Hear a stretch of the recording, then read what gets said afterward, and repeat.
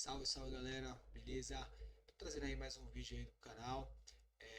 Hoje aí com uns cortezinhos do Gata Esportiva.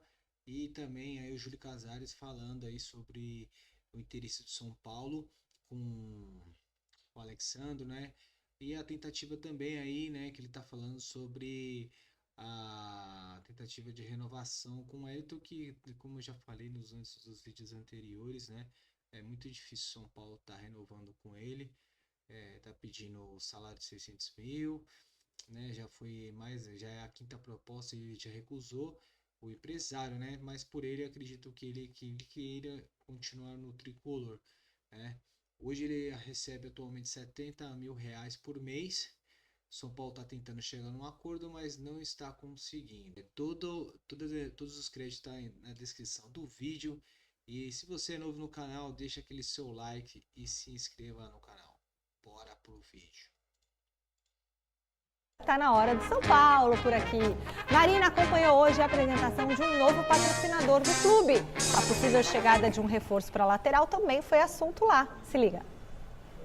Fala pessoal, tudo bem com vocês? Eu tô aqui no estádio do Morumbis porque hoje foi dia de apresentação da nova patrocinadora do São Paulo, a Blue Saúde. Um prazer muito grande estar aqui recebendo essa grande empresa, a Blue, que trabalha na questão operacional de seguro, de saúde, de prevenção da saúde, que é muito importante. E, como eu disse alguns dias atrás, uma empresa que tem valores éticos, sociais importantes, que tem uma marca importante. Para nós é muito importante você ter parceiros do tamanho e do significado da Blue.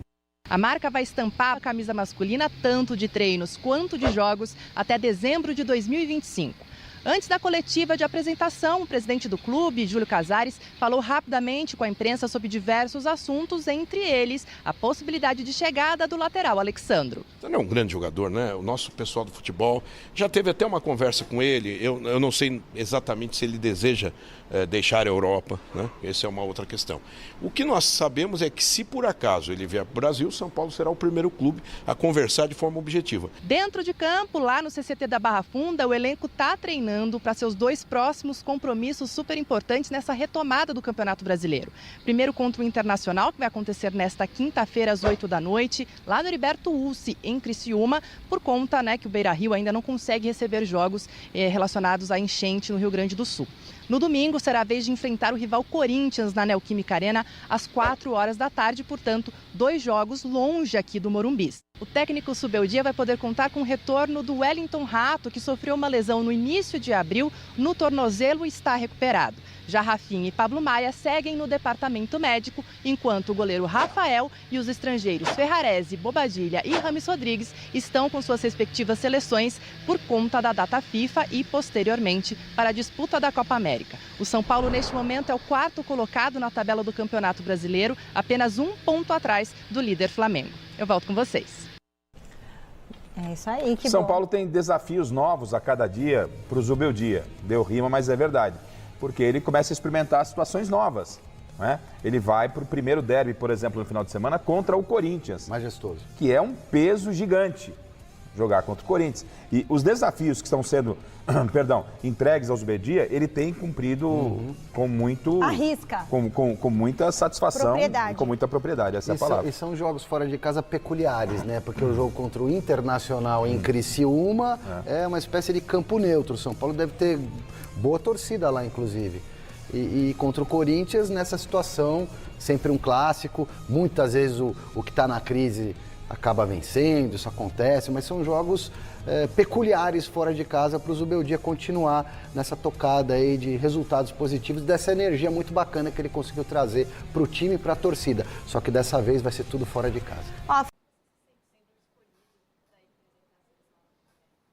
Eu tenho uma ansiedade, como todo amante do futebol, numa competição importante como Copa América, e eu fico muito feliz porque o Dorival era do São Paulo, foi para lá, o Lucas, o Celso, preparador físico, o Pedrinho, depois avaliadores de desempenho, tem o Pedro, preparador físico, que foi para lá, e agora eu chefiando a delegação, o que mostra a importância do São Paulo nesse momento e um reconhecimento. Fiquei muito feliz e surpreso, não esperava, mas assim, eu vou lá para não ser um figurante, eu vou trabalhar.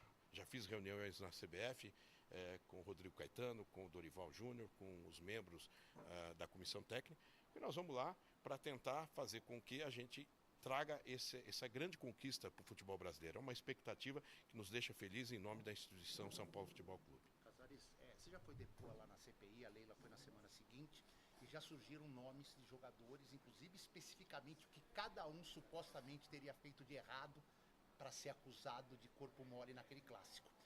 Qual o respaldo que o São Paulo está dando para esses atletas e se eles pretendem processar o Textor em relação a tudo que foi falado sobre eles? Se eles pretendem usar meios jurídicos para se defenderem das acusações do Textor?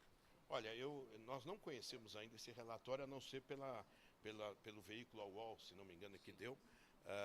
Eu não conheci, nunca li. Pelo que saiu na reportagem, é algo extremamente grave, porque você fazer uma ilação por uma atuação subjetiva e você fazer um juízo de valor é grave. Então o São Paulo já tomou medidas na área civil para preservação de direitos, na área esportiva, no STJD, e na área criminal, numa interpelação onde nós pedimos a comprovação disso tudo. E nós estamos deixando o nosso corpo jurídico à disposição dos atletas para aqueles que queiram fazer do lado pessoal, que eles não vão ter preocupação jurídica, e o São Paulo será um indutor disso até, porque é um mau exemplo que atrapalha o produto futebol. As denúncias são importantes quando ocorrem, com responsabilidade. E foi irresponsável. Eu não imaginava que eu fosse sentar numa CPI e olhar num telão imagens de um jogo onde pode sugerir que um jogador, com uma rivalidade que tem contra o Palmeiras, poderia ter alguma atuação e corpo mole, como foi colocado. E eu falei lá, reiterei, isso é grave. Né? O Brasil já experimentou uma condenação do goleiro Barbosa em 1950, que foi um absurdo. E naquela época, muita gente dizia, acho que o Barbosa estava lá engavetado, a frase da época. Então é uma coisa, um momento triste do futebol. Nós aguardamos que a CPI agora apure e que também puna essa denunciação caluniosa, se ela for comprovada como caluniosa, o que parece ser. Sobre o mercado, já até o Muricy Ramalho já admitiu que a busca do São Paulo é por um volante, por um lateral, e o nome que surge inevitavelmente é do Alexandre. Até o irmão dele é um cara que movimenta muito, é São Paulino, publica bastante. Como é que tá o papo do São Paulo com o jogador, esse interesse, e se há um otimismo da sua parte também para que seja um jogador que integre o time do São Paulo aí nos próximos dias? Olha, o Alexandre é um grande jogador, né? O nosso pessoal do futebol já teve até uma conversa com ele. Eu não sei exatamente se ele deseja deixar a Europa, né? Essa é uma outra questão. O que nós sabemos é que, se por acaso ele vier para o Brasil, o São Paulo será o primeiro clube a conversar de forma objetiva. Mas está muito distante, porque ainda ele está pensando na continuidade da carreira dele ainda na Europa. Mas ele deixou claro que, se vier a acontecer, o São Paulo será ouvido. Agora, é claro que aí entra a questão financeira, de orçamento, de salário. Né? Nós temos hoje uma folha já muito competitiva, então nós vamos ter que estudar isso com responsabilidade. Ainda esperamos a renovação do Wellington. Né? O Wellington tem um grande valor, nós esperamos que ele renove, não está fácil, mas o técnico já falou, a nossa área de futebol já fez inúmeras reuniões, eu mesmo participei, e nós aguardamos aí que a gente possa ter o Wellington. Se não tiver o Wellington, ele vai cumprir o contrato e nós vamos ter que realmente trazer uma opção lateral, e o Alexandre seria uma grande opção. Mas não está fácil. Não é uma coisa que nós podemos chegar para o nosso torcedor e dizer, está bem encaminhado, não. Até porque ele ainda deseja continuar na Europa, como prioridade. Pode ser que depois, se a opção vier para o Brasil, o São Paulo é um grande candidato. Presidente, o senhor foi um dos principais entusiastas da contratação do Carpini por uma série de problemas que não vêm ao caso. Não deu certo, o Zubeldia chegou. Eu queria que o senhor falasse, o senhor frequenta o CT, frequenta o Morumbi, o vestiário, a gente sempre pergunta para os jogadores, eles ficam em cima do muro. O que mudou? Eu acho que uma energia diferente, né?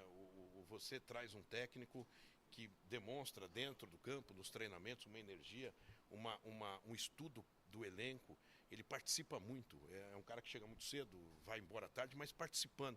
E ele consegue uma coisa importante, agregar o jogador no mesmo objetivo. Não que o Carpini não fizesse, o Carpini também é um grande técnico, certamente vai crescer na profissão. E eu sempre brinco que o Carpini passou por aqui e deixou 2 legados importantes.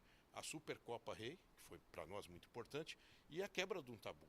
Então ele deixou também um legado importante. Claro que a sequência não foi positiva, mas nós acreditávamos e acreditamos em jovens técnicos. E o Zubeldia era já a nossa primeira opção em janeiro, e não pôde vir naquela época. Então nós estamos seguindo e trilhando um caminho da renovação, porque o Zubeldia não deixa de ser uma renovação, né? Uma figura nova no cenário do futebol e que nós estamos felizes. Estamos acompanhando o trabalho muito proximamente, como estamos fazendo. Até agora eu sinto que a energia foi um componente importante, além do aspecto tático, da comissão técnica, que é importante, todos os auxiliares. Nós estamos muito felizes e vamos tentar continuar avançando. Casares, eu publiquei ontem sobre a ideia de vocês de criar um fundo de investimento para ajudar no pagamento das dívidas bancárias. Queria saber como é que você está em relação a isso, se você está confiante que vai sair do papel. Estou sim, aliás, parabéns que você descobriu isso, porque nós estamos guardando a reestruturação da dívida. Ela vai ser importante como um próximo pilar do São Paulo, para que o São Paulo, em 4, 5 anos, possa ter a sua dívida melhor equacionada e a gente tire os juros que corroem a nossa produção comercial, econômica, de gestão no dia a dia. Então nós estamos nesse momento, hoje vamos ter uma reunião com o Comitê Financeiro, ainda hoje, depois nós, no aspecto de governança, passamos pelo Conselho de Administração, depois passamos pelo Conselho Deliberativo, sempre com a participação do Conselho Fiscal, etc. Então tem um caminho, mas nós acreditamos que na nossa volta da Copa América, o Márcio Carlomagno, que é o superintendente da gestão, coordena esse assunto com a diretoria financeira, que é o Sérgio Pimenta, para que a gente possa trazer uma opção que seja melhor para o São Paulo. O São Paulo precisa se preparar para o futuro. Esse é um pilar. O outro pilar vai ser o estádio, que nós vamos ter que entender que o Morumbi tenha uma plataforma diferente de reforma, etc. E o outro pilar é um investimento cada vez mais na base, no sentido de revelar mais jogadores, de captar jogadores. Então esses 3 pilares, pela ordem, reestruturação, estádio e base, serão os objetivos dessa gestão. Presidente, você fala... Posso complementar rapidinho? Presidente, só complementando essa pergunta, nessa matéria da Globo se fala muito sobre esse fundo ser a longo prazo, né, até 2030. Só que o seu cargo não é até 2030. Como é que você vê essa sucessão na presidência do São Paulo? Você já tem alguém, já estuda alguém, ou você também já estuda poder se reeleger depois desse período? Olha, a sucessão, eu até brinco, temos ainda 2 anos e meio de gestão, e é natural que eventuais candidatos podem aparecer, começam a se cotovelar, etc. Mas pela minha experiência no São Paulo, o candidato não deve pretender, é a instituição que deve pretender o candidato, isso tem um momento próprio. Eu acredito que em agosto de 2026 é que nós vamos dar uma largada. Certamente eu vou conversar com a coalizão, com os grupos políticos que nos apoiam. Eu não serei candidato, claro, não tenho estatutariamente essa possibilidade. E certamente nós vamos escolher uma pessoa que entenda que o São Paulo tem que deixar esse legado para transformar realmente o São Paulo.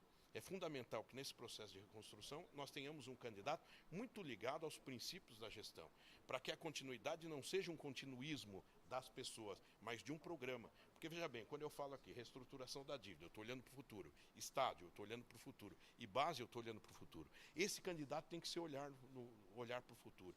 Então eu sempre brinco aos candidatos ou possíveis candidatos que eles têm que ter calma. Tem que tomar um chá de camomila, chá de camomila, que vai chegar o momento certo em que tudo vai acontecer. E eu acho que esse momento certo é agosto de 2026.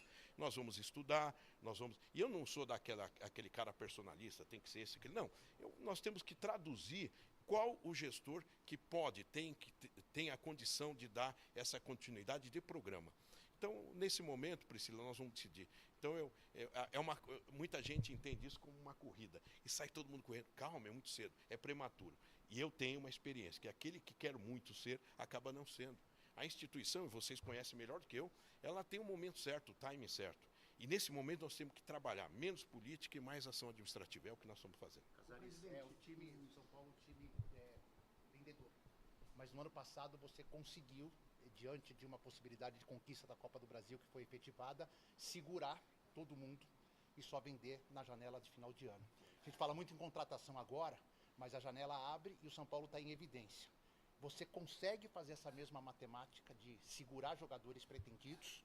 E queria que você pudesse falar também se Lisieiro e Mendes têm alguma chance de serem aproveitados pelo Zubeldia.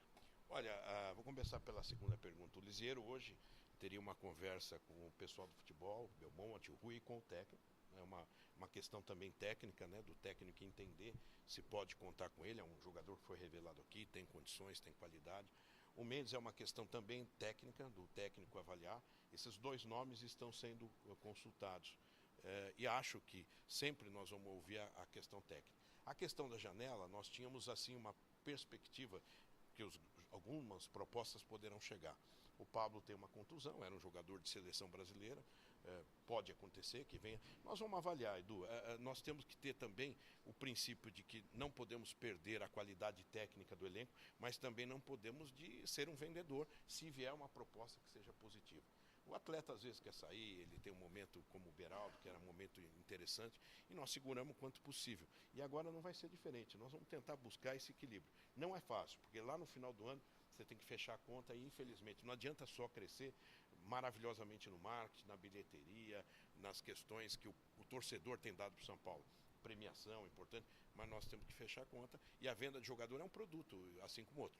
Vamos tentar fazer um equilíbrio com eventuais saídas e com eventuais chegadas. Presidente, se tratando de vendas, continuando nessa pauta, como é que está a situação do Rames Rodrigues? Você recebeu novas ofertas por ele? E como é que está essa expectativa, se vocês planejam contar com ele ou que ele saia do clube? Não tem proposta nenhuma. É engraçado que no nosso meio, às vezes a gente abre o Instagram, as redes sociais, tem muita notícia, nós nunca tivemos nada objetivamente como proposta. Ele é um jogador internacional, jogou bem aí na seleção da Colômbia, e vamos aguardar o término da Copa América. Acho que depois da Copa América esse quadro vai ficar um pouco mais completo, e aí sempre é o que eu digo, a decisão é da comissão técnica, que tem autonomia para tentar o encaminhamento e contar com o elenco, com os jogadores que temos hoje à disposição. Obrigado. Tudo bem? Obrigado. Rapaziada, esse aí foi mais um vídeo sobre o São Paulo aí começando a semana. A gente vai ter o próximo jogo do São Paulo aí no Brasileiro na quinta-feira contra o Internacional, tá? 2 jogos fora, hein? Contra o Inter aí em Criciúma, né? Que eles não vai ser um campo neutro, né? E depois aí contra o Corinthians no Itaquera.